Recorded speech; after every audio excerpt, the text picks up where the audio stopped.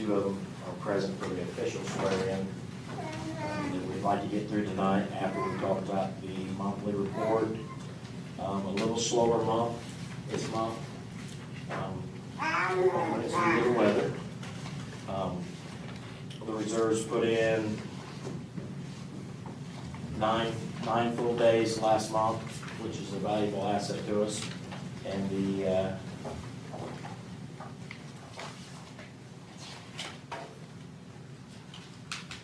most of it was warrant issues and traffic issues.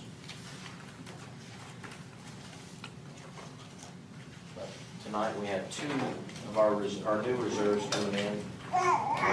Both of them have spent some time at other agencies, got a lot of experience coming with them. I believe you was chief at one time? Greencastle and Avon. Greencastle and Avon, chief of police. So he brings a lot of knowledge down to us to help us out.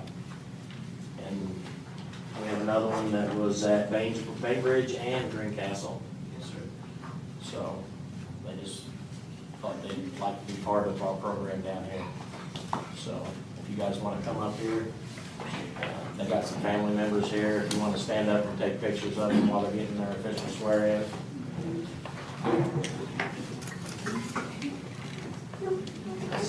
Mr. Darren Coggins and Mr. Jess Seipel.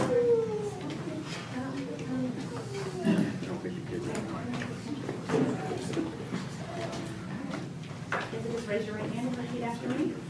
I, and state your name, I, Jess Seipel, will support the Constitution will support the Constitution of the United States of the United States and the state of Indiana, and the state of Indiana, and I will faithfully, and I will faithfully, honestly, honestly, and impartially and impartially discharge the duties discharge the duties as Deputy Marshal as Deputy Marshal for the town of Cloverdale, for the town of Cloverdale, Putnam County, Putnam County, state of Indiana, state of Indiana, to the best of my to ability, the best of my ability, so help me God. so help me God.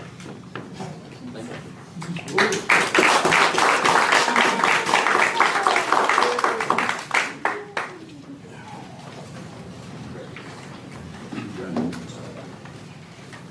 Fire Chief? He couldn't be here tonight, but I got a message, he wanted me to let you know that there was 89 responses last month from the fire department.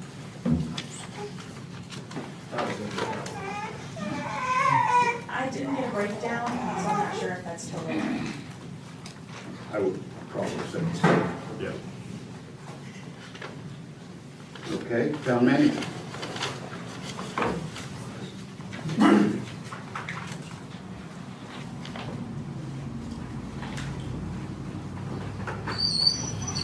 The first agenda item that I have on here, 335 Someday Way. That is a piece of property that is owned by the town of Cloverdale. It's obviously the start of two. It was acquired a few years back. We had to do some modifications to the deed a few months ago to get a previous name off the deed, but that's all been taken care of. At this point, we're just recommending that we declare that as surplus property and dispose of that by legal means.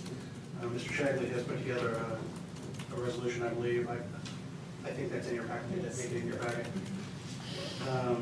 That would allow us to dispose of that in a legal way, which I believe auction or.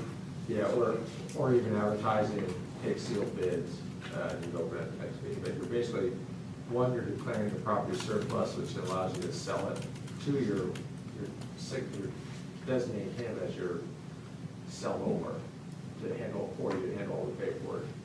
And you'll report back how the sale is going to work. If it is by opening the bids, it comes to me, well, but we would just need a motion to approve that for you to return the surplus property. Okay. Have a motion? Second. All in favor? Aye.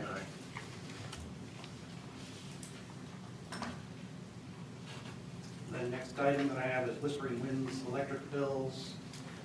Whispering Winds is a subdivision just on the north side of the high school that is almost filled up now. Actually, every lot has been sold in Whispering Winds. It was brought to our attention that the electric bills for both the lift station and the streetlights in that subdivision were still in the developer's name. We had voted in May to accept the infrastructure there, and I didn't even realize that they were still paying the bill, and they just determined that here just in the last few weeks, that they were still paying the bill, and they said, why are we still paying the bill? And I said, well, because you are. So we've now figured out that we probably should have been paying for these utility bills. We did go back and get the utility bills from May, I think it was May 6th or something like that, through today. What we're doing is just asking for permission to reimburse the developer for those utility bills. And I believe those are included in your packet as well. Yes, they're in the packets, and the total is $196.40, I believe, for the lift station electric, and $321 for the streetlights. And both of those counts are now in the town's name. And that is with Hendricks Power, whereas the rest of the town is mostly Duke. Hendricks Power, that is part of their territory. Okay, do I have a motion? A motion to go ahead and reimburse. Do I have a second? Second. All in favor? Aye. The next item I have is lawnmower. We do have a Ferris lawnmower that is about 4 years old. We had issues with it last week.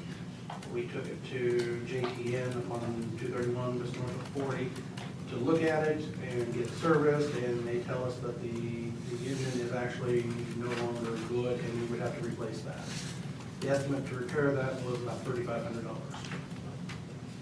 At that point, I just, we're looking at a 4-year-old mower, it doesn't make sense to put that kind of money into a 4-year-old mower. I did get 3 quotes, actually 4 quotes, but I did get a quote from, and this is if you want to replace it, if you want to replace it, you may decide you want to fix it, that's up to you.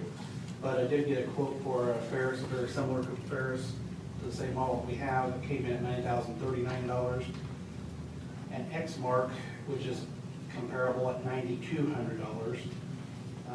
Another X-Mark that actually has fuel injection, which came in at $10,799, and a Kubota that came in at $9,025. I attempted to get a Dixie Chopper quote, and they were not able to give me a quote right now because they did not have them in stock. But also, this is something that I don't necessarily think we have to have today. Obviously, it's the end of mowing season. So if you wanted to hold off, I could wait till we do get a Dixie Chopper if that's something you're interested in doing. We did have an old Dixie Chopper in the shop that is a 2005, or we believe it's a 2005. We did take that up to get it serviced. It's pretty raggedy, but we got it up and going so we can mow the rest of the season. I probably wouldn't rely on it too much longer than this fall, but we did get it serviced and a new belt put on it and just some minor repairs to get it up and going. So we do have a mower right now with the old Dixie Chopper, and then we have an old Ferris that is of minimal value. They gave me a price of JT of $700 as trade-in. If you're interested in getting additional quotes, I can. The quotes I got were comparable to what we're operating right now. Everybody talked to has a different preference. I don't know that I have a preference one way or another. I just like the Dixie Chopper because it's assembled locally, but as far as quality, I can't tell you whether one's better or not. No, the Dixie Chopper is how old? 2005. Yeah. The other one's how old? And we already replaced it, so obviously Dixie Chopper's got Well, it hasn't been used in the last 4 years. Since we got the Ferris, we did not use the Dixie Chopper. So the Dixie Chopper, it's kind of ironic because I was actually in the building and I said, why is this Dixie Chopper sitting here? Why don't we get rid of it? Because it hasn't been used in 4 years. And the very, very next day, I need to get it up and going. So it kind of came in handy that I knew it was there. But I mean, that's a decision you guys need to make. Obviously, I would recommend we wait until spring because we're gonna have our warranty eaten up through the winter months while it sits. So I would say let's wait and purchase a new one this spring. My only argument is I would like to do it a little bit before spring for the fact that there are back orders on all Yes. of this stuff. But I And it's think not- later in the year. let's get And I'm absolutely okay with that, and that would give me more time to get a quote for Dixie Chopper, hopefully, if that's the direction we want it. But I did want to bring it to your attention that I was working on that, and it's something we might want to consider fairly soon. But I think we can get through the rest of the fall. Few more We got a weeks. few more weeks of mowing with the Dixie Chopper that we have. But I'm absolutely okay with waiting. That's just so we can keep the warranty and, you know, get it, use it. Absolutely okay with that. And do you guys have a preference, or is there another manufacturer that you recommend that I get? I guess in those quotes, what warranties are included with them, you know, that's. I didn't actually go Yeah, further that's than that. probably what we need to have more details as far as who's got the better warranty and, you know. Yeah, I just went with the two that Humphreys carried and the two that JT. I don't know them. You know, everybody you ask, they think the John Deere's better. It seems to be whatever they have at home is what they think is the best. What they're selling. So, but I'm okay with whatever you guys decide, but I do think that's something we need to look at fairly soon. Yeah. That's it, right? I just would like to give it a little bit of time, so there is some lead time and then we can. So we just, even the way everything is backed up right now, you order a truck and it could be 6 9 Well, months we may before do a it gets better there. price this spring than they sell all winter too, when they're trying to move merchandise. So, Yeah, I just want to make you aware that's something we probably, unless you want to go ahead and make a repair. If you think that, I think we should get a rate price. that would be my recommendation. If you want to wait and look at a new one in the spring, I'm okay with that. Hill Creek Meadows subdivision, I'll update you on that. I have been talking with our engineer, you guys hired HWC to review the plans that they had submitted for Hill Creek Meadows subdivision. We did receive that back today, which I was really wanting to get back, I was pushing to get it back today so I could update you on this. There are a few things that they're going to revise. It is ready to be platted, we could plat it today, but there are some construction plans that we're going to revise a little bit. Or at least our engineer is going to communicate with their engineer to resolve. Nothing of major concern that we had. Our code does give me the authorization to approve these plans once they're submitted and our engineer has signed off on it. The one thing I did want to bring up to you, there are two things in there that our engineer did not address. One was the landscaping plan. They have to supply a landscaping plan to us, and the town manager can approve that. Our code, we already have a minimum requirement of what you have to have for that. My recommendation is we just follow what our minimum code is. But then the second thing is, I may want to deviate from this a little bit. And I've had this conversation with the developer about this subdivision. It's lighting. I have spoken with Duke Energy and how they would do the lighting setup. There is the possibility, and this only came about because I saw a subdivision and I don't remember if it was Carmore, Fishers, Noblesville, but somewhere in Hamilton County where they didn't have street lights. But what they did is that they would hardwire all of their homes, so all the garage lights and the front porch lights would be on dusk to dawn lights, and they would come on automatically. And I'll tell you, when you drive through the subdivision, it looks really, really sharp. And that provides enough lighting from those to kind of light the streets. It's not quite the same as an aerial light. And I just briefly chatted with the developer about this, if that would be something he would be interested in. I just thought it was nice and it seemed to work out well there. My understanding is there are a couple developers in Morgan County that are doing something similar. They're not doing them on the garage, but they're all putting posts in their front yard. So it's a very similar thing. The developer seemed interested in that, but there's a secondary benefit too. Not only does it save the developer money, but once it's transferred over to the town, we don't have to pay the electricity. So it's going to save us electric costs over the years. So it saves the developer, saves the town. Now there would be, electric bill associated with the homeowner because they're going to have dusk at dawn, but all the lights would be consistent, and their homeowners association covenants, they would all be required to be the same wattage, the same type of light bulb, so everything's consistent when you drive through that. They would do the enforcement. Yes, the HOA would be responsible for enforcement of all that. That's not anything we would be responsible.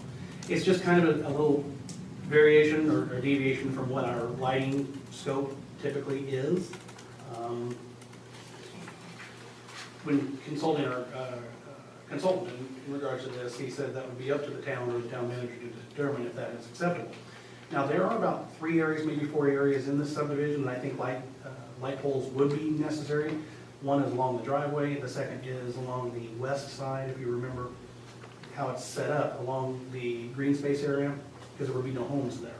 So I think light poles would be appropriate there. I mean, I think you could probably get away with 3, maybe 4 through there. But once you get into the residential part of the area, those homes are close enough together that these street light, or these front porch lights and then garage lights, I think would provide enough ample lighting. It's just, I just think it's something that could look really, really nice, at the same time save us money. But I would just like your blessing to go forward with that and approving that plan if you think that's acceptable. If you have concerns, we can address that, we can look at that. Well, there's probably less dead spots in there, or dark spots with this type of light. Probably. It's probably, the only difference is you're not gonna have the aerial. You're not gonna lighting have straight the there. aerial street lighting, because if somebody's parking vehicles in their driveway, it's gonna block the lights, and, you know, shrubbery. Potentially, there is. In the subdivision I saw, it looked really, really nice. But it's a deviation from what most It people do. just seems like it would almost be a minimal lighting with just porch lights. What's your feeling from law enforcement? I've never seen one like that, so I'd have to see one in play to see what. Yeah, we need to do a little more research on that, because I think it would create, you know, initial lighting right around the front of the home, but the rest of the area is gonna be pretty dark. Versus a power pole, it's, you know, more radiant heat, it lights up a lot bigger area. But there's bigger gaps though, wouldn't there be? So you have a little bit everywhere as opposed to a lot? I would think so, but Duke Energy will come out and do an assessment if we choose to do that. Now, I will say that the developer is wanting to move on this really, really quickly. So if we're going to ask them to do it, we need to get this done quickly, if we want to assist them getting going. But they will do an assessment, come out and tell us where they need these poles. And I did talk to him about, well, you know, this other idea, and he said he wasn't familiar with that. But, you know, I've seen it, and I know this, Lazaro builders out of Hendrick County, they do that. I think they said six of their subdivisions are like that. At least they had them with the poles in their yard. It wasn't on the house. What I saw was on the house. But, you know, I just wanted your thoughts on that, and if you want to go with regular street lighting, we can do that. Now, ultimately, we would be paying for the electricity, but maybe that's something that you would want. It's totally up to you. But we could probably get some kind of assessment done. would you like to have an assessment? I think we need to do a little more research, since nobody's really familiar with it, nobody's really seen it in play. I just know, even out in Stardust with the streetlights, it does light up a very large area compared to turning my porch light on. It just lights up my porch.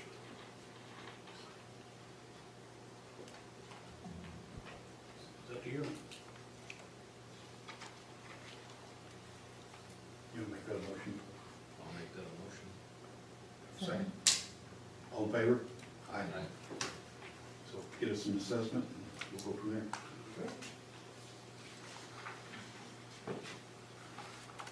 Anything else? You go and ask me Come that? on. Leave that open-ended. Yeah, I think we're okay. Okay, clerk treasurer? You've got the revenue report from last month in your packet, and everything still looks pretty good. Looks like everything's holding steady. We also have an appropriation report, and by the end of September, we should have 25% left, and everything's looking all right. Yeah, the police department's coming back in. and everything looks good. So yeah, nothing really to point out there. I guess two things I would like to point out, I wasn't sure where to bring this up, but I'm gonna go ahead and do it now. On page 5 of the appropriation report, there's, we have rainy day, we have money budgeted in the rainy day, and there's still $47,000 left in there.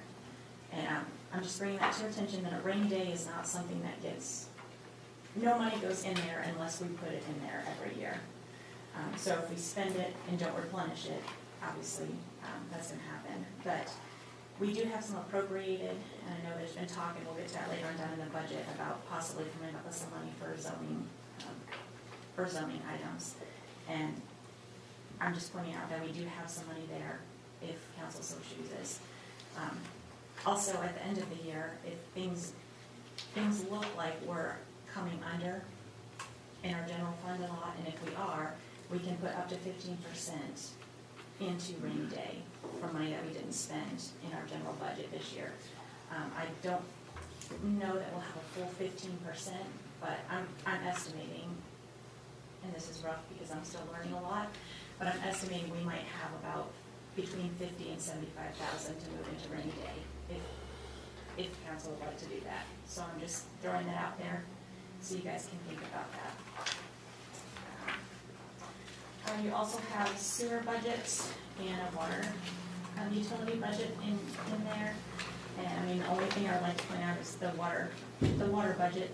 The bottom line looks, well, it looks not great this year, or that last month.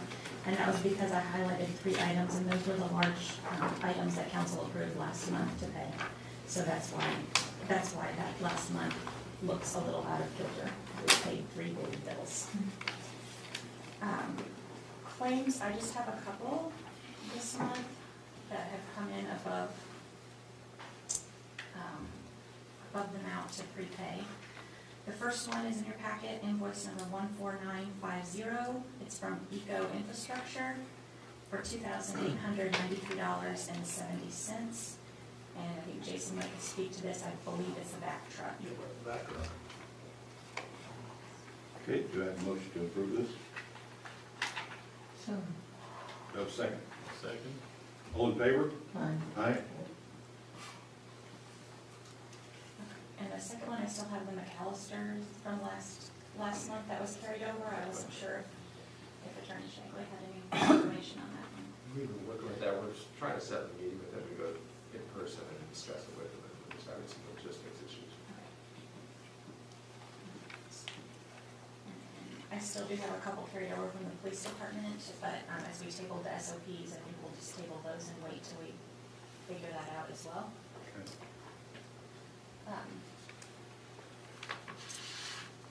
Salary and wages. I've also provided in your packet, the department heads were given their allotment of money to disperse between the employees, and I've given you the police department's breakdown as well as the utility aside from town manager, and then for my deputy clerk as well. So those are for you to look at. If those are acceptable to you, I can have a salary ordinance ready for next month with those amounts in it. And then I also needed council's, what you want me to do with elected official positions.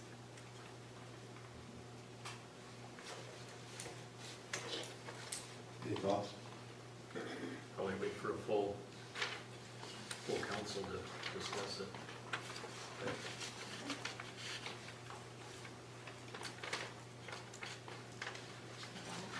Okay. Planning and BZA. Looks like it's just information only. James McKee's term expires December 31st, 2021. And Cindy Holland's term expires December 31st, 2021. Is there anything else we need to discuss on that right now? No, just those, some of those positions are gonna be filled before the end of the year. Okay. Park Board, John Berry talked to someone that he did not have anything this month. He couldn't be here. His term also expires. Yes. And redevelopment, All terms expire December 31st, 2021. And Stormwater Board, Jerry Peters' term expires December 31st, 2021. And hopefully everyone will re-up. And if anyone is interested in being on a board, contact someone from the town. And we'll see if we can find you a place.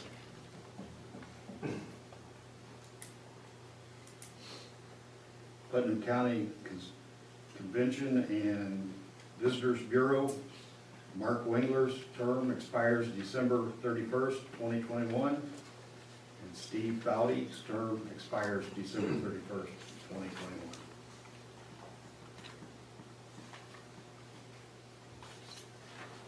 And new business.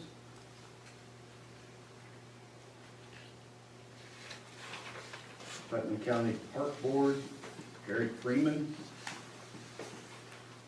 Seems to be reappointed, is that? No, we get asked to put on the agenda to speak to Okay. you. Go ahead. Yeah, can you come to the microphone, please? Sure. Thanks for having me. I'm going to take 5 minutes. And I've got notes because I'm going to throw a lot at you in those 5 minutes. I'm Eric Freeman, the director of the Putnam County Convention and Visitors Bureau, of which Mark, who has left now, he was sitting behind me as a member. But tonight I'm representing the Putnam County Park Board. In July, the Putnam County Council created the Putnam County Park Board. By state statute, it's a 5-member board, and we did a good job of getting good geographic representation. We've got a gal from Rochdale, a guy from Russellville, Ben Fox from Reelsville is the president, got a woman from the Putnamville, Greencastle area, and then Greg Williams from Cloverdale. It don't necessarily represent those towns, but we wanted to get all 4 corners of the county.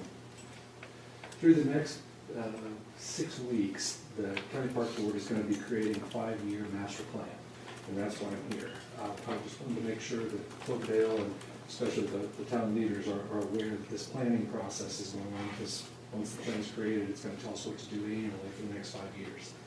Right now, it's a blank slate.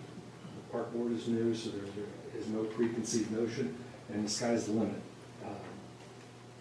Anyone in Cloverdale who wants to see anything in Cloverdale or anywhere in the county that's outdoor recreation related ought to take part. This is the time for people with an agenda to get in there and push their agenda. And so I'm encouraging you to encourage everybody to take part in this. We will accomplish the goals in the 5-year plan. I'm going to explain how real briefly.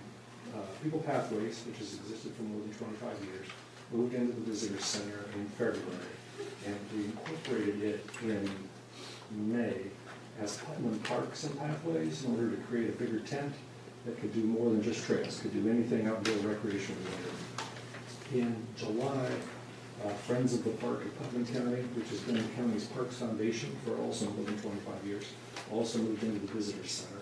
And then, like I say, in July, the county created the County Parks Board, and it's headquartering in the Visitor Center too. So we've got all 3 groups together so that they can collaborate on implementing this plan. There's a storefront, so if people have ideas or questions or concerns, they can have a place to come in now and express any of that.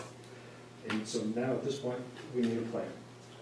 The plan, like I said, will be a 5-year plan. It will be divided into annual goals, so what we're going to do in 2022, 23, 27, that we need to start in 2022 to nibble toward. Putnam Parks and Pathways will implement it. That's a 15-person board. Friends of the Park will help fund it because it's a 501c3 and can apply for and accept grant funding. Can also take individual donations and provide a tax deduction on those. County Parks Board will coordinate it all to make sure it gets accomplished, and the Convention and Visitors Bureau will promote it to residents as well as to visitors as a reason to come into Putnam County and spend dollars. So that's the background. I'm going to explain real briefly how we're going to move going forward. The first in-person meetings were last week. We had 3 at 4-H Fairgrounds. The next one will be Thursday, the 28th of October, and the last one will be Thursday, the 9th of November. Both of those will be 6 to 8 p.m. at the fairgrounds. So they're 2-hour meetings, an opportunity to come and look at the input that was provided last week and then add more. There's also a survey online right now, and I thought what I'd do is just email the link to the survey to Kelly, if that's okay, and she could forward it to you and to anybody. I would encourage you, once you get it, to forward it to everybody in Cloverdale. The more input, the better. And that's the reason I'm here. It's as simple as clicking the link. It'll be live until the 19th of November, so it'll be a 6-week time for them to do it. If they don't want to do it online or they don't have access to a computer, we have paper copies in the visitor center, which is on the south side of the courthouse square. People can come in and complete it and leave it, or take a copy and bring it back completed, as long as it's by the 19th of November. The reason for kind of the real tight timeline is Putnam County has not been able to be at the table for DNR grants for 2 years. The DNR requires 2 things of all counties in Indiana. You have to have a county park board, which we now have, but didn't, and you have to have a 5-year plan. Once you have those, we can apply for DNR grants, which begin at $500,000 and go to $2 million. So these are significant grants, and not $500. We have until the 15th of January to submit our draft plan to the DNR. It has to approve it. It's just like a high school English class. We submit our draft, and the teacher takes a look at it and says, well, it's a C+ paper. Here's all kinds of notes to make it an A+ paper. We then have until the 15th of April to take those, make those corrections, get back to the DNR. So on the 15th of April, we'll know what the county wants. We'll have it on a timeline. We'll have a way to fund it, and we'll have the people to create it.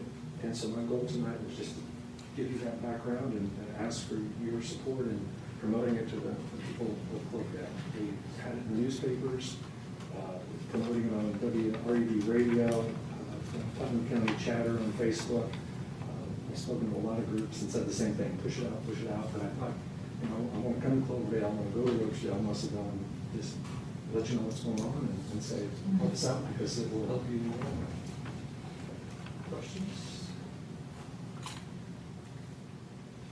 Thank you. Thank you.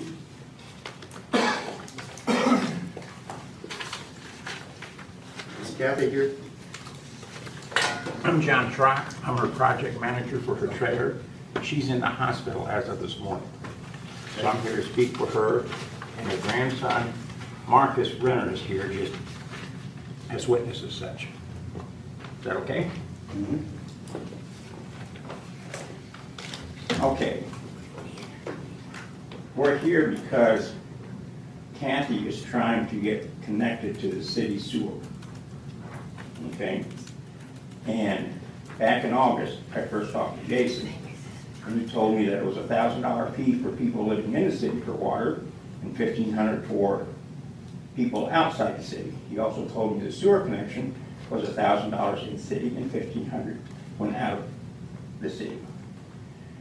And then I found out from Lisa Zinner at Putnam County Zoning that she can't issue a permit, or we can't even get an address until we have a letter from the city saying that Kathy can connect to the sewer. And I talked to Jason, I believe last week, and he talked to Kathy a week or two before, and a letter was sent out twice to the council, and so far we've not heard anything.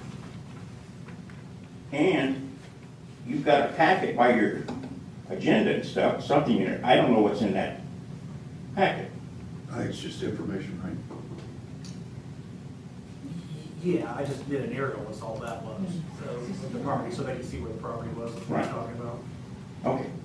I didn't know what it was. I sent an email, I think you're talking about an email that I sent to them, is that? Right, No. that was part, I mean, that's been part of this process, trying to find out Correct. what it's gonna take. We've not been offered any advice or assistance on whether to apply, how to apply, or anything like that. And it's coming into winter now, and we've been trying to reach people for over 2 months. Jason, this is one we talked about, right? I've spoken with somebody, I don't know if it probably was you, it was on South Street. On South Street, yes. Yeah, there's actually a aerial of that, so you can kind of see where that property is that we're talking about, and that's an email in regards to. And I'm sorry, I don't mean to. No, go ahead, you're good. We're not required to provide utility services. I'm not opposed to providing utility services to the town, and I think I made a recommendation or a suggestion to you, and John, you and I spoke about this as well. It is gonna require a street cut to South Street, which is a newly paved road. Now, he and I have talked to that, obviously they would be responsible for getting that, both the water and sewer to the road, and then any repairs to the road that would be necessary after that. I don't know what those costs would be yet, but we've spoken about that. My only, and when I spoke to Ms. Benoit? Benoit. One thing that I suggested or recommended, I asked her if annexation would be a possibility. You know, we're providing services there, and I don't know if you've had any further conversations about that, but my. With her, you mean? I'm sorry? With her? Yes. Yeah, I've talked to her about it. Okay, and that's, the only thing I would necessarily, or that I might recommend is that if we provide the services, that we ask that they agree to annexation at some point. I don't know that the town is even necessarily ready for annexation, and I don't even know that you want to annex it.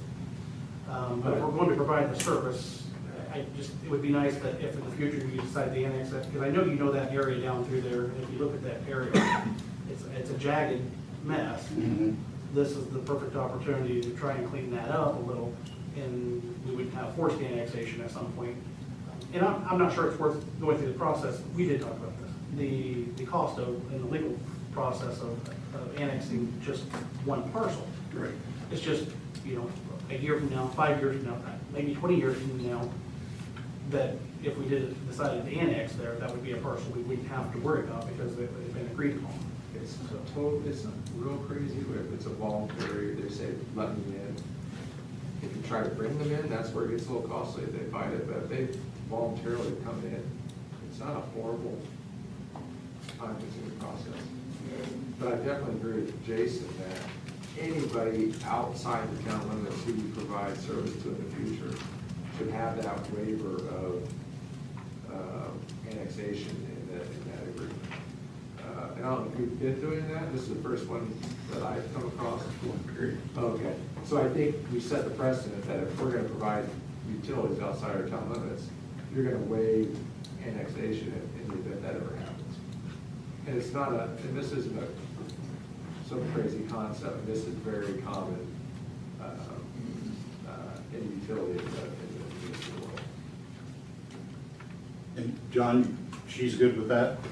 I don't know. Okay. We don't have anything in writing to that effect. We've only had conversations. Right. And that's partly why we're here tonight, to try and get something going so we could put flares in before it freezes. And Richard, do you draw up that paper? Yeah, we could, if they go into the annexation, or either way, yeah. It's a, yes, absolutely. Okay, one thing to consider, that property is showing 3 different lots, okay? And on the one hand, bringing in just the 80 by 150 something is one issue. Bringing in the whole 8 acres is another issue. What we're And she talking, doesn't want to do it. right. What we're talking about is, in the future, if the town decides to expand, that, and they use the method of annexation, that she will not be able to, she waives her rights to blanket.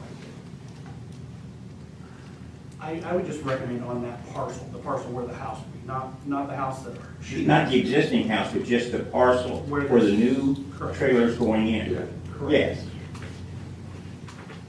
I would go for the whole piece, but I understand that you just want to do the part. Right, because we all understand we don't like to pay taxes. And the minute you go from county to city, everybody thinks there's a lot more taxes. That's not always the case. Right. I mean, it's not always unaffordable, but it is more money. It is more in taxes. It's pennies, but yeah. It could be different. It could be, right. Right. I don't disagree with that thought. So, So can you speak for her this evening and say that she would, because we can get paperwork going and get it to you. the thing is, Marcus is not knowledgeable of these matters. Right, Marcus? You really can't say one way or another That would be something that we. that she would have to say. Right. I would suggest this. If in the next couple of days you could get some kind of agreement to me or to her, then I can present it to her and talk to her about it. Because as I understand it, all you're really saying is you're not gonna be annexed right now. At some point in the future, when you decide to annex areas, that little parcel, they would not challenge you on. Correct. Yeah. I think that's reasonable. Because like I said, you don't even know if you're not even planning an annexation now, although we could walk out of here tomorrow morning, you all come up and you want to annex. That's understood. But right now, you don't, and from your talking tonight, you're not. So I feel comfortable about sharing that with her. So, and then the question becomes, if you can get that out in a couple of days, I will present that to her as soon as possible. Do you have my email address? I got your phone number, I don't know if I have your email. Okay. Go ahead, I may have your email, I don't know. Go ahead. J, no. It's new, it's a new one for Home Nation. John S, Johns, @homenation.com. Why don't you talk to her, if she's okay, then we'll put together an agreement. So you want me to talk to her first? Yeah. Because if she's not, we don't want to waste the town's resources if she's not even going to consider it. That's fair. But then, okay, if that's the case, and she still is against it, then we still have what we're gonna do right now with getting a letter from the city to say she can connect to the sewer. We can take care of that when she signs. Well, tonight, What, here's- if she doesn't wanna sign it, that's the issue. I don't know that she will. I would recommend it. Yeah, well, if she doesn't, then there's always the opportunity for a well and a septic system. True, but it's never, to me, it's never good when there's a sewer that's 5 foot from the edge of the street or property. It's never good to have a septic system. Most health officials really don't like that situation. So yeah, it's a possibility. But my question I would We're just raise, sitting here speculating on what she's gonna say. Talk to her, reach out to him, we'll get you an agreement. Tonight, we can say the town would agree to provide those utilities, subject to her approval of waiving the annexation. Annexation. And then that way, we can take care of this in the next 30 days and have to come back for another meeting. That way you can have it done before the next meeting comes up. okay. I will talk to her. I talked to her this morning after she was in the hospital. Yeah. I'm assuming I can talk to her tomorrow. So, Either then way, I'll call Jason. Yeah, either way, this will allow you to get it done before the next meeting. Okay. So in theory, just so I don't understand how we think the lines will be drawn, if she says yes, you'll get that letter prepared in a couple of days. She signs it, and then we get a letter from the city within a couple of days saying we can connect to the sewer. It'll be the same letter. It'd be the same letter, that's fine. I'm just trying to make sure. Once she signs the agreement, it's a go. Okay. So in a sense, in your mind, that agreement is the letter we can submit to the county that we're approved to connect to the sewer. Okay. Now, You're connected to the town's sewer. pardon? You're connected to the town's. We're connecting to the town sewer, yes, yes. The building permit comes from the county. Yeah. Building permit Yeah, comes from the you'll have county. what you need. You just need to, she just needs to say yes. Right, I understand Yeah. that, I understand that. So, and like I said, I'm going to recommend it to her. So, Let us know. last question then. Granted, none of us like what is, but is there going to be a fee beyond the $1,500 connection fee that I've already quoted? You will have a cost of getting it from the street to the home. On the sewer? Yeah, and Okay. water. The town does not cross property lines. From the Okay. tap line But, to your house is your responsibility. but that's gonna be my subcontractors that I get for her to do that. That's right. But you'll give me some specs, is what I asked Jason for Oh, some yeah. time ago, Oh, yeah. about what your specs are, because I understand from working with utility contractors for years, Yeah. that you got all kinds of specs saying how much it has to be compacted, such as that. So, okay? Yep. I thank you very much. Do we need a motion from the Yes. board? A motion to allow I'm not gonna say it by the way, Beloit, allow this board to attach to the town's utilities, subject to her agreeing to waive any dispute over annexation in the future. For that one small parcel where the trailer's gonna sit. And we'll use the legal description. Yeah, I assume it is a separate parcel, right? Yeah, for What? that, just the parcel that the utilities are gonna serve. But there's no address for it yet, and we can't get an address before we get We a can permit. use- We can use the legal description. Yeah. Okay, We'll be able to do it. okay. Okay, do I have a motion to No that effect? motion that we go with Richard's recommendations. Second. All in favor? Aye. Aye. Richard and Matt. Thank you very much. Thank you. Stardust Hills HOA, I just got a few things here. Everybody don't know, but my name's Randy Garner, I'm Stardust Hills. First of all, I want to thank the board and for putting the signs up, they are attempting to get the signs up. They came up there by Cool Evening and Love Court, they got the pole in, so all they gotta do now is put the signs in. So that's a start. Another thing, also want to thank the police department. I've been noticing a whole lot more activity in Stardust as far as people running through. That's a good thing. And also being at our meetings, really appreciate that. Next thing was the roads. I know we had talked about the roads, where we was just gonna solve part of them, and was that gonna be done this year, or? Well, I can bring you up to date on that a little bit. Oh, okay, I didn't see it on the agenda, so, or I may have overlooked it.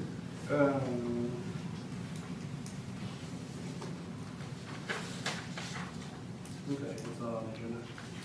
Oh, okay. I can bring it up then. Okay. And I'd seen the guardrails on the backside, I was just gonna check up on that. And that's all I have.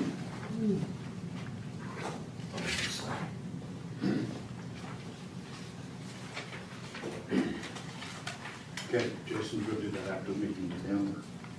Do I can update you on that if you want? Yeah, go ahead. With regards to roads, we have done a couple repairs, we were supposed to do today, as a matter of fact. But on Stardust Road, we had some cracking, and that's a really nice road. We've had some cracking, and it was actually sinking. We actually had, oh my gosh, I'm drawing a blank. Pastor Matt, I can't think of his company's name here in town. But if you drive out on Stardust, you'll see where he actually put tar in those cracks to stop the water from getting down into it. He did that in 2 different places. But then also, we did some saw cutting today. Well, actually, they've already been cut from where we had done projects in the past. So there were 4 of those. We were supposed to clean them out. We've got 2 of them cleaned out today, and I don't know if it got finished today or not, but they were working at Cloverdale High School on a paving project. They were gonna come over and do these. They were pretty small projects. The ones at Stardust Hills are not gonna be able to be repaired like that. We've got several of them like that at Stardust Hills that we just can't even cut and do anything with it. So what we talked about was dirt patching on that portion to get by. That's the last meeting we kind of talked about holding until next summer to do the safe routes. I'm sorry, the community crossings. But we also should need, I would expect any day, because we have to have our street inventory and our pavement asset plan in by December. So they should be here, I'd say here in the next few weeks to look at our streets to determine the condition and what repairs need to be done. So that's still on the agenda to happen. And it'll have to happen before December 1st. HWC is going to be doing that.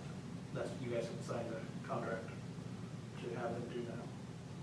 So we haven't forgotten them, but we did look at them with Pastor Matt. And I'm sorry, I can't remember his last name right now. Nick. Okay, thank you. So, but that's with the roads. Those other, just the patching those will actually come out of the utilities because those were cuts specific for either water or sewer when repairs had to happen. The one on Stardust Road, that wasn't a utility cut, it was just the street starting to fall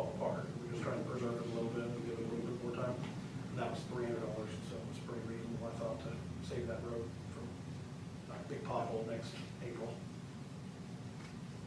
Okay, and guardrails? Actually, I have nothing new on that. I know I'm supposed to get a quote up on my things that I'm still, I've been fairly busy. I've still got a couple things on there that I'm still on hold. Okay. So for what, I'm sorry, so what I understand is the cutting won't work on Stardust Way then? So they're gonna come in and reevaluate it all and We're definitely gonna have to do something as far as what we might be able to do is mill a little and then put the dirt patch that we've done before to get through this winter. I don't know if that's gonna work or not. Well, I mean, I just think we're gonna have to try something. Up to you, I mean, if you guys wanna start paving, start paving. I wish we had the money. If we do community crossings, the state will pay 75%. We do a lot more paving. But you guys get paid the big bucks for, you make these important decisions. I really think we should wait and get the crossing grant. Yeah, it's a big investment for. When is that supposed to come in? Be next June. We did have an assessment done by a local paper that drove all the Stardust roads. And he gave us the streets, and I think I presented that to you at a previous meeting, of the ones that they thought were in worse shape. There is a pretty big section of Stardust Road, Stardust Way, that is it's pretty bad shape, and it usually gets really bad in the springtime. The others that were pretty bad were all cul-de-sacs, or side streets. Blue side was one. Frost is probably the worst of them. Okay, I mean, I think we can maybe get them back in reasonable shape. I'm not gonna say they're gonna last forever, because I'm sure it's not. The Durapatch is not the perfect solution. It's not. We know that, but. Well, I can't say anything better than what it is right now, but. No, great. okay, ordinance 2021-4, bulk water rate. Yeah, these are just, next to our just introductions, we're just introducing them, and I think Jason a little bit talked about them to you last month, and then what we'll have to do is we're just introducing it now, proposing to increase the bulk water rate to cover the cost of what's going on, and the next one is along the same lines, is increase the backflow valve. We're just passing the cost, making sure we're charging enough to cover our costs for those two things. And those will be advertised in the newspaper. Since their rate increases, they'll be advertised in the newspaper and then brought back to council at next meeting. Reschedule the November meeting. Yes, this is a request I have. Clerk Treasurer's School is next month, and I'm planning on going to it along with my deputy. And it happens to fall during the same time as our regularly scheduled town council meeting. So I had talked with Rick and I was going to bring to council to ask for permission to reschedule the regular town council meeting to either the week after or the week prior. I know Rick suggested the week prior, like November 2nd, I believe is what it would be. Yes, the regular meeting is scheduled for November 9th, which is when I'm going to be away. And so I just let it reschedule whenever it's convenient for you all.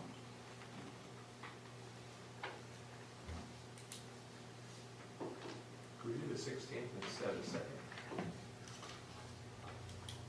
Did Rick have a reason why he picked the second?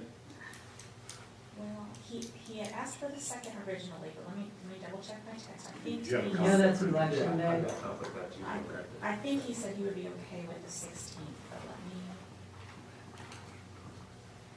Okay, would you be favorable with the 16th? And yes, he said the 16th should be okay for him as well. Okay, Richard does have a conflict on the second, so. Do I have a motion to change the November meeting to the 16th? I'll motion for the 16th. Do I have a second? I'll second Okay. All in favor? Aye. Yes, thanks. The conference room. I've seen a need for us to have a conference room, especially, Jason's always got a lot of meetings going on and has a lot of things. His office is too small, and really the amount of people, it's too much. So we've been trying to have meetings out here during the day, and you've got the utility people coming in and out, and the police department coming in and out. There's just a lot going on. It would be really nice to have a dedicated room that's all set up for meetings and things like that. And I believe we have a room that's not being used right now that we could remodel, make it look, just bring some class to it, and give us a spot to have meetings where we could discuss things in private and be out of the way of the normal everyday traffic. We do also have a fund that's for building improvements. We have $40,000 appropriated in that fund for this year, and we haven't spent any of that yet. I don't think it will cost near that, but there is that money available. So I'm just bringing that need to council if that's something you would be interested in pursuing. Adam, that would help you guys too, wouldn't it? It would. Obviously, that TV could probably just go right in there and the computer access for PowerPoints. Absolutely. Okay. Do we want to make a motion on that tonight, or? I would say let's get some bids Okay. and see, get some plans as far as what you want to do is table seating, electronics, whatever is going to be needed to do it, so we have a number to go by. Okay. Employee handbook. Okay. I also, I put a working copy is what I'm calling it, of some revisions to our employee handbook. As I was going through there, trying to apply the rules, I guess, in paying and vacation days, PTO days, all that. There's a lot of inconsistencies in the handbook, a lot of things that just needed updated. I've been working on it myself and my deputy, and we've had some consulting with Susie Bass and some other consultants. So we've made kind of a lot of changes, what we would recommend to be changed. I gave you a copy of the old book and then the new one with the revisions. The biggest change, I think, that we're proposing has to do with the PTO days. What I'm suggesting, and I think I gave you a chart in there. Did I give you the PTO comparison chart? Yes. Okay. So what I found when we're trying to apply the sick, vacation, and personal days is there's different rules for each day, whether it's a sick day, a vacation day, or personal day. There's different rules as to how you can use them. Some are half day, some are by the hour, some are by the half hour, and all of those are different compared to the police department and the town side. So you have to almost have a spreadsheet when someone wants to take time off to figure out what day they can use and what increment of time they can use.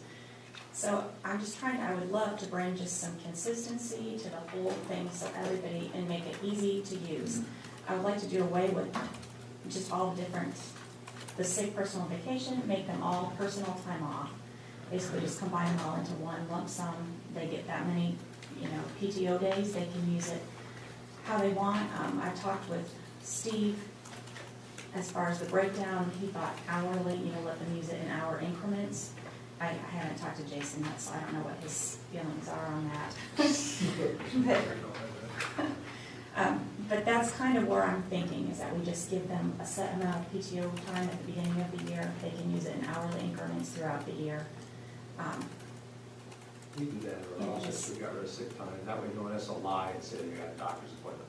Yeah, it's their time. It's their time, and I mean, we should value our employees and let them use their time off how they want to use it. Yeah. So that's the biggest, that's the biggest change in there. So if you want to, take a closer look at that, see what you think.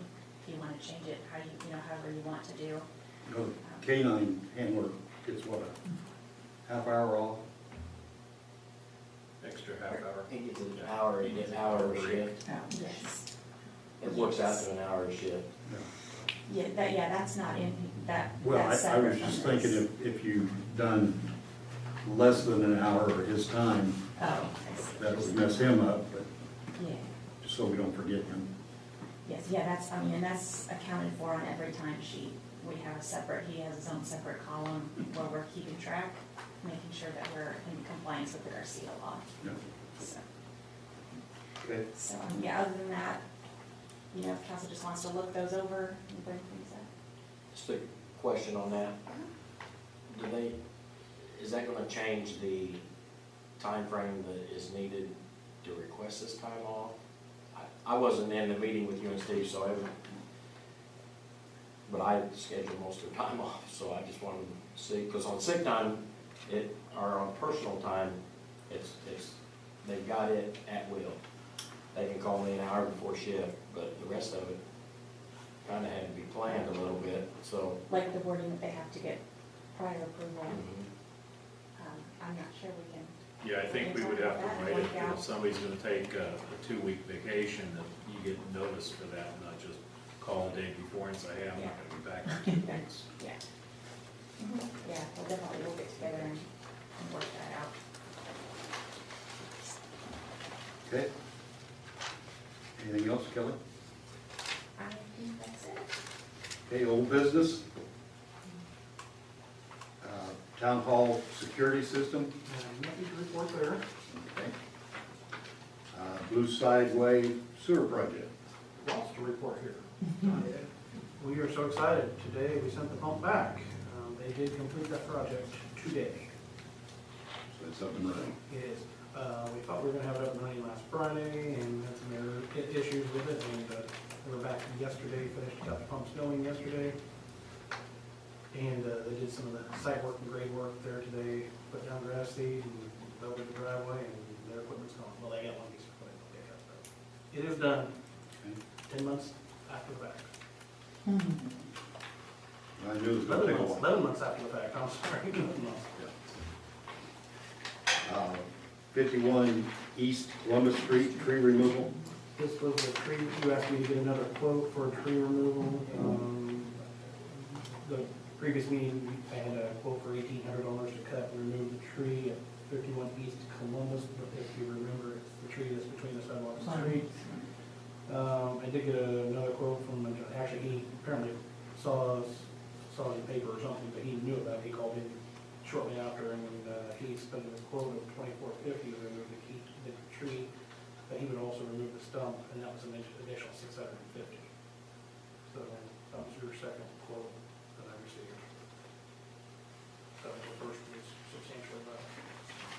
And that's provided you even want to take out the tree. Is this tree dead? No, Is it damaged? no, still, it doesn't appear to be damaged, not an arborist, I guess, but it just, Sidewalk pushed up, is that correct? yeah, it's still damaged in the sidewalk. And at some point, we're gonna need to address that as well, but.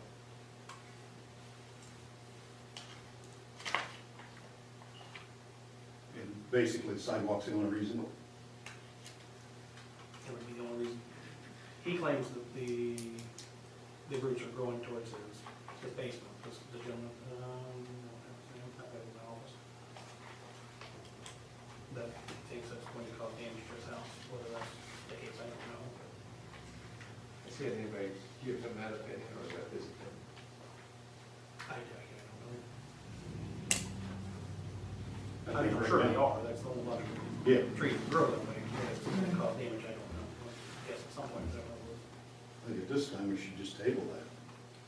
Let's table it till spring. Good with that, Cindy? Okay. Guardrails, we already talked about, I believe. Zoning code. Actually, I'll put all three. Yeah. Kelly and I talked about all, these next three are kind of all entangled. I will say, we had a quote to revise our zoning ordinance, and I kind of talked to you about the possibility of working with the county and doing theirs at the same time, and even possibly some of the community. So I've spoken with Rochdale, they seemed interested in meeting. I've spoken with Russellville, they currently don't have zoning, they've expressed some interest potentially. The Cloverdale, the county, have expressed interest, and I even spoke with Greencastle, and they expressed interest, at least me. I don't know that they can do anything, but at least we'd like to hear what we were talking about. So I haven't spoken with Fillmore or Bainbridge yet, but I suspect we'll get the same thing, and it would just be a meeting where we would discuss it and throw out the possibility of doing one larger, consistent zoning ordinance.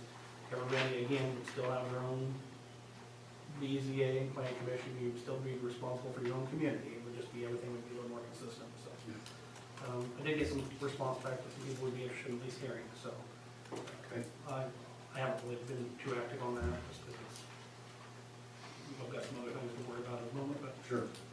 But whenever I do talk to somebody from one of those communities, I bring it up, and they've all been receptive to hearing that. I did speak with Lou Britton, you know, there was some talk about the redevelopment wanting to, you know, pay for part of that, pay for part of the road projects and then having them use that money. He told me his idea of what he thought, how we could get the money from redevelopment and bypass MBH to straight to general.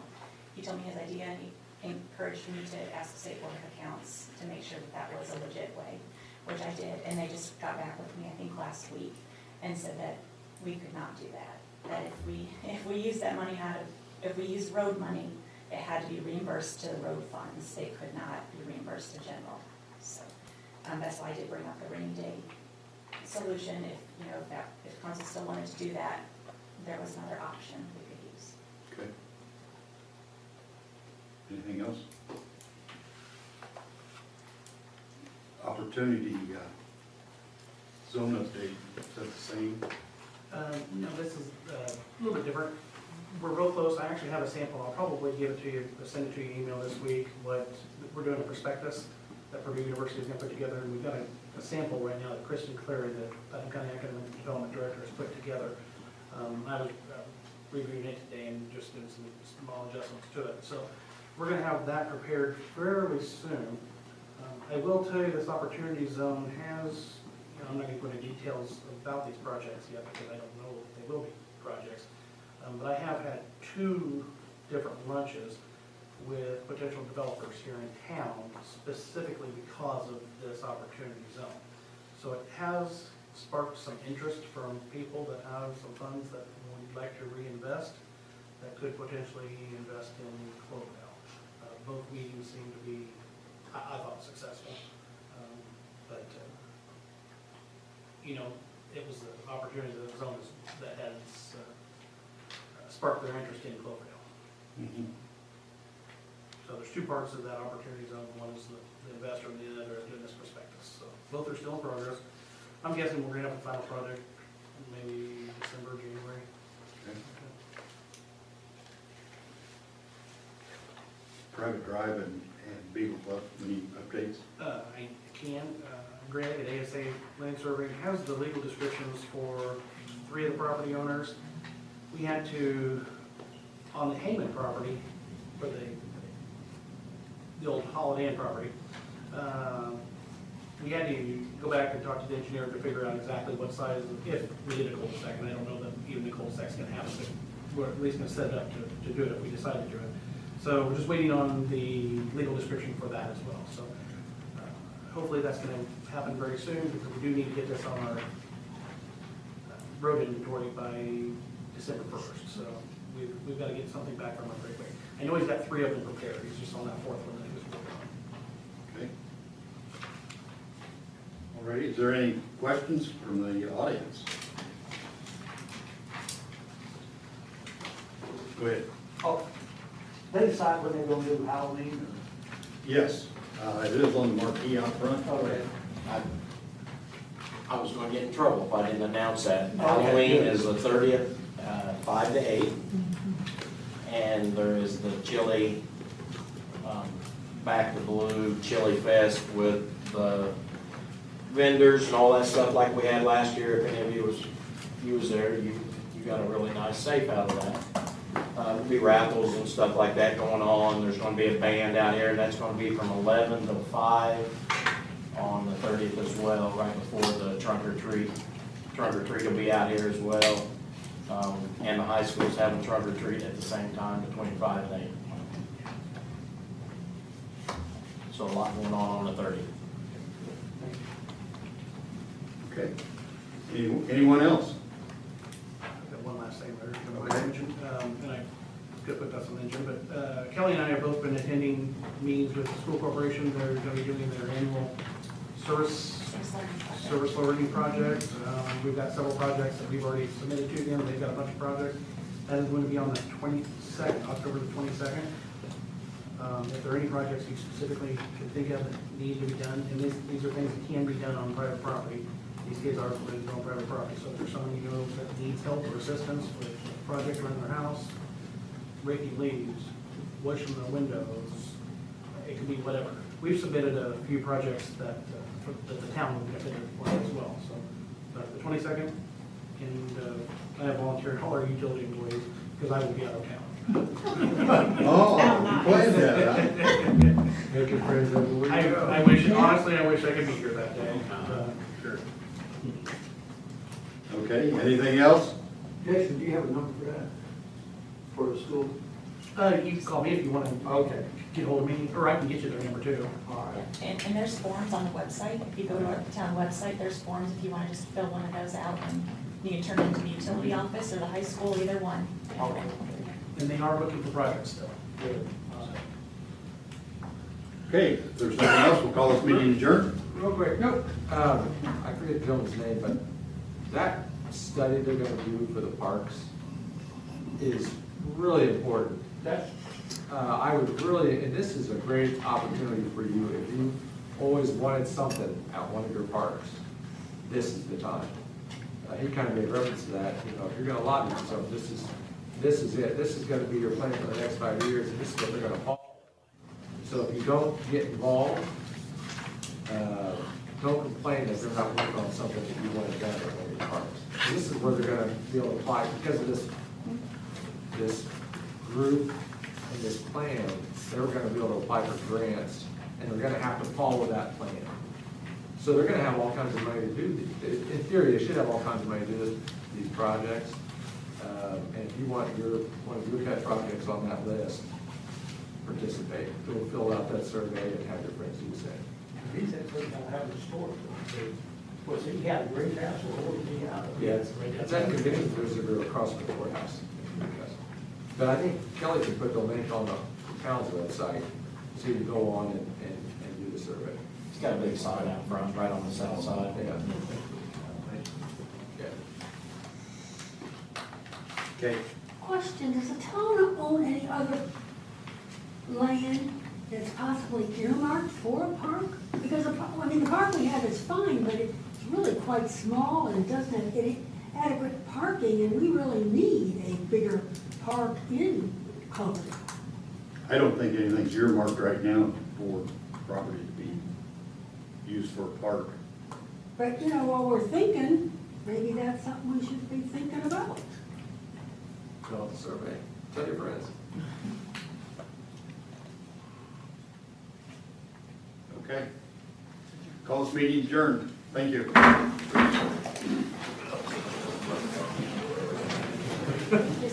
have that. Right up here.